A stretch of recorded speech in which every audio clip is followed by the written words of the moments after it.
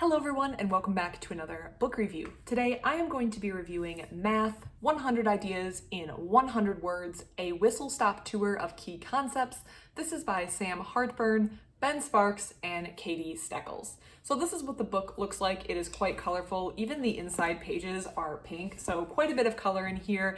And I picked this book up because I thought it was going to be a fun overview of math. And while it is, I do have a lot of thoughts on this book. So first I'm going to discuss what's in this book, what you can expect from this book if you choose to purchase it or get it from your library, and the outline and the format and flow. And then I'm going to talk about my thoughts and feelings about this book overall.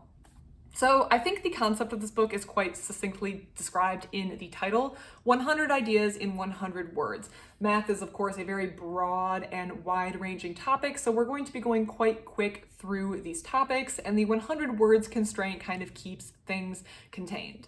The math topics are divided, of course, into broad sections, which we can see in the contents.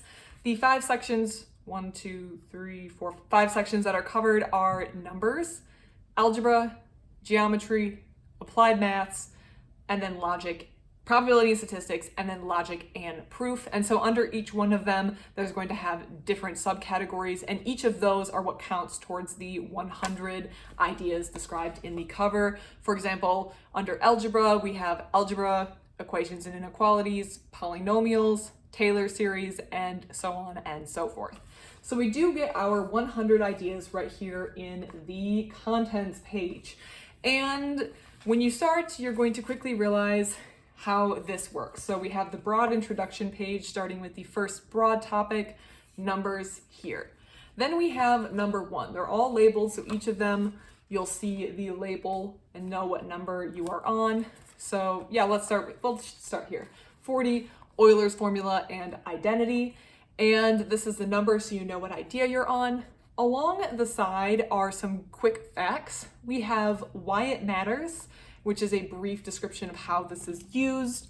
Key moments, which kind of talks about discovery or how this came to be.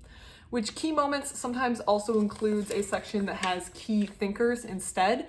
Like this one, we see the mathematician or mathematicians responsible for bringing this about on the side. We also have a what comes next, so the next logical steps, if this is interesting or you want to see where this leads, that's right here.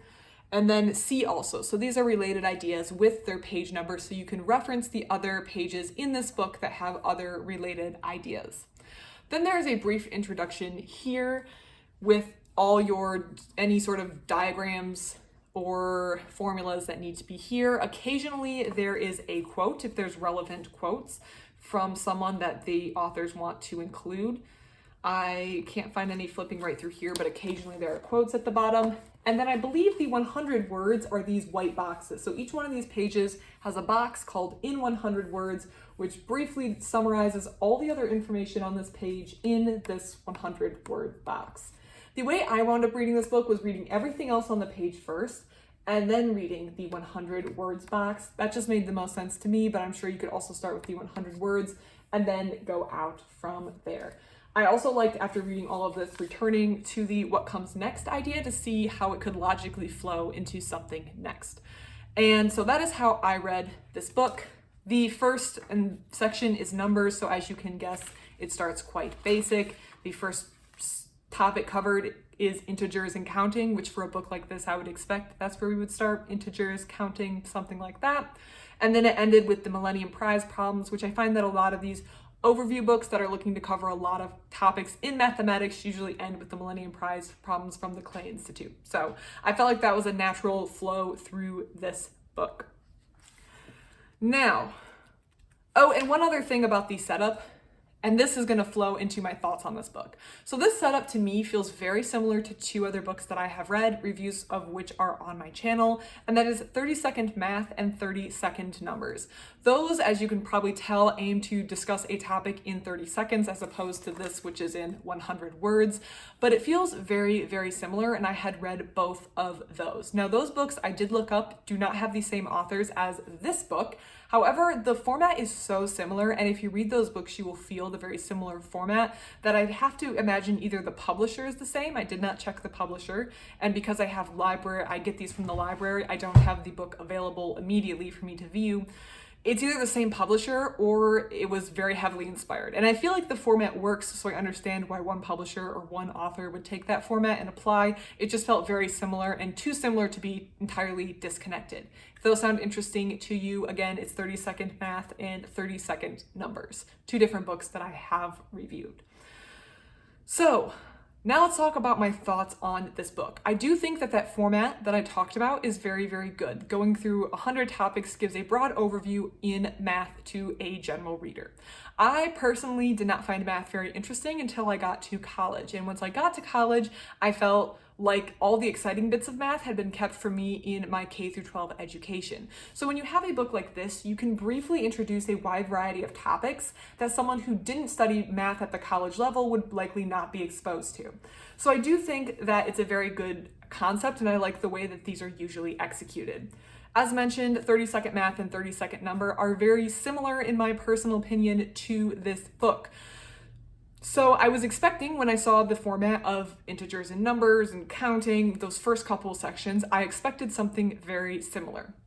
30-Second Math and 30-Second Number are definitely designed for a lay audience. They're designed for someone with no specialized or formal math education, and they start very slow and they build slowly. And I think this is a good thing. I think when you have been out of the math loop, for better or for worse, for 20 years, you have to start slow, and I think it's important to start slow and build slow.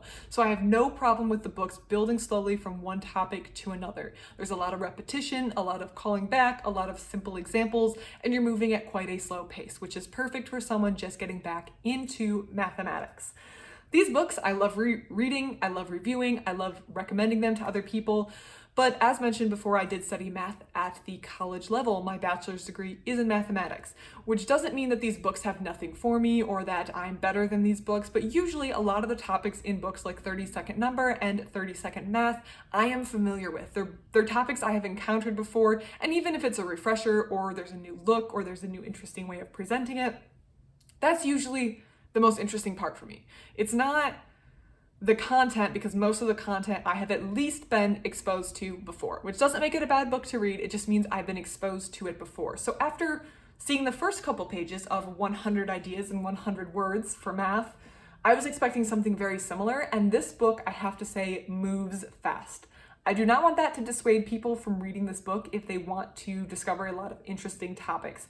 I actually, from my personal perspective, think this book was much more interesting than 30-Second Math and 30-Second Numbers to me personally. We cover a lot of interesting topics very, very quickly. I think that whistle-stop tour of the subtitle is very, very accurate because we are moving quickly. For example, the Riemann hypothesis, which in most other books, if discussed at all, is put very close to the back of the book, where it's kind of like, oh, here's some interesting topics that might be a little bit outside your reach. I mean, the Riemann hypothesis is unproven, so yes. But this book had it on page like 42 or 50. It was very early in the book. The author was already, the authors, I should say, were already throwing these ideas at you. And there's no pressure to keep up, because of course you can read this and go as slow as you want, or if you don't understand something, you can just move on to the next topic. But I think the authors really weren't holding back. They really are going through the 100 ideas of math, and they're not just containing it to a very simple level to give you a good like toe in the water start to math. They're saying, here's some interesting topics in math. Some of these maybe ones that you were familiar with from school. There's a lot that you are not going to be if you stopped taking math at the 12th grade level or whatever your school system capped out at. So I think I actually really enjoyed that because I felt like the authors of this book were pushing the pace a little bit. But because it's a book, not a formal class, you can slow down, you can repeat a section, but definitely expect a little bit faster paced of a book, which I personally liked. I also liked that this book was very current, and that just has to do with the publication year. They're discussing very current publication, very current discoveries. On page 84, they make mention of a 2023 discovery that was made, which I think is a 2023, a group of 4 mathematicians found 2 different aperiodic monotiles. So I think it's very interesting to get a book, and this is a new book in my library that has recent math studies in it. I think it shows the reader that math is a currently evolving field. There is still research to be done, and by including that information, it just makes it feel more current and relevant and less dusty and old and nothing new happening here, which I think a lot of math books have that problem in the sense of that's the perception of math. I find the perception of math is that it's old, it's dusty, there's nothing new or interesting occurring there, and a book, I think, when it talks about math, has to really do a lot to shake that perception in the public's eye. So I think by including current research and current information when appropriate, it keeps things kind of current. And of course, as we go 20 years from now, this book may be less current, but for now, it's pretty current, and I did appreciate that.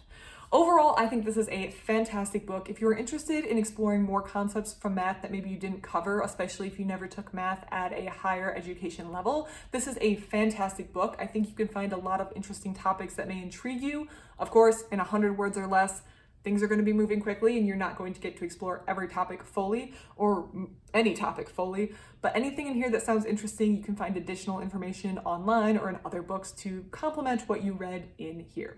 If you've read this book, have any thoughts or comments, please put that in the comment section down below. I love to receive them. Otherwise, thank you so much for watching, and I hope you have a great rest of your day.